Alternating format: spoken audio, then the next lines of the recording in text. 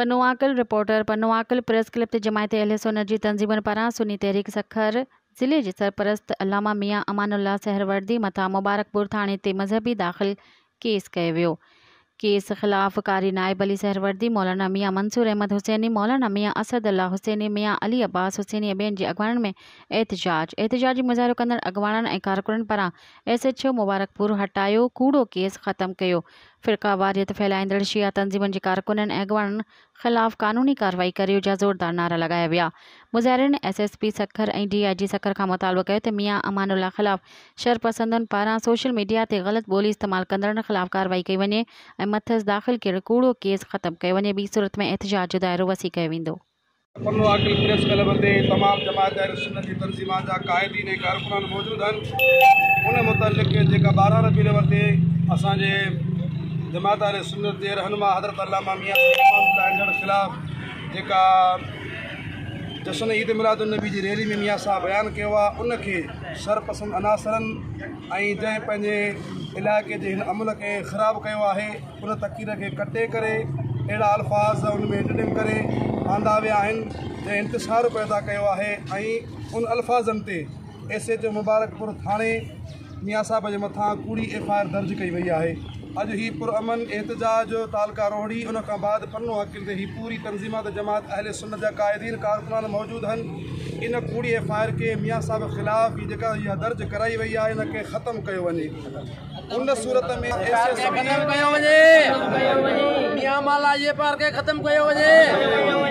असां SSP Sukkur, DSP, DIG ऐं आला हुकाम अफ़सरान खे इहो मुतालबो रखूं था पिया, ख़ुदा अवां पहिरियों इंक्वायरी करायो जंहिं बि इन अनासरनि इहा हरकत कई आहे ऐं जंहिं बि मियां साहब ख़िलाफ़ इहा FIR दर्ज कराई वई आहे, उन्हनि खे कानून जी कटहड़ी में आणे करे उनखे सज़ा ॾिनी वञे।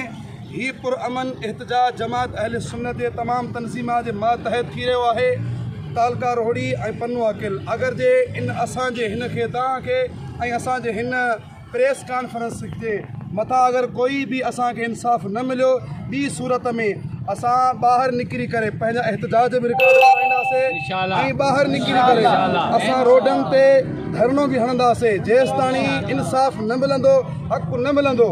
हमेशह असांजी जमायत अहले सुन्नत जे मथां इहो वार थियो आहे। ॿिया खोड़ सारा आहिनि जेके सहाबा कराम ऐं औलिया अल्लाह ते इहा गुस्ताखी करनि था, नाज़ेबा ये अल्फाज इस्तेमाल करन था, उनके खिलाफ कोई भी आला हुकाम या कोई भी अफसरान कदम नथो खणे पियो। असां ख़ुदारा उन्हनि जे आॾो बेबस बणिजी करे हिकिड़ो असां मुतालबो रखूं था त असांखे इंसाफ़ फराहम कयो वञे, असां सां इंसाफ़ कयो वञे। हीअ जेकी बि जमात अहले सुन्नत जा ज़िम्मेदारान इकट्ठे आहिनि, मियां साहब अमानुल्लाह ख़िलाफ़ जेका भी कूड़ी FIR दर्ज कई वई आहे, सभ खां पहिरियों उनखे ख़त्म कयो वञे।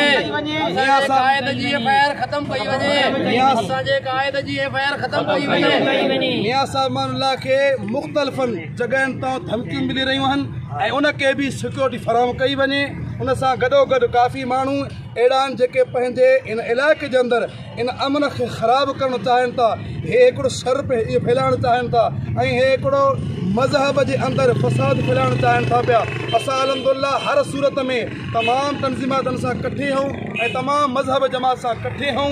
ख़ुदारा अहिड़े मज़हब जेको शर फसंद हे मन फैलाइनि था पिया, इन खां पासो करे पंहिंजनि इलाइक़नि में अमन जो इहो हिकिड़ो बरक़रार रखियो वञे, अमन क़ाइमु कयो वञे।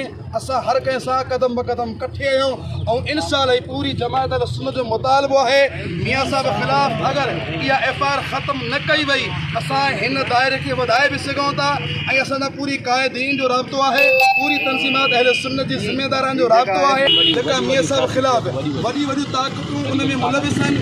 जन पंहिंजो इहो हिकु साफ़ी इहो पावर ॾेखारे करे मियां साहब ख़िलाफ़।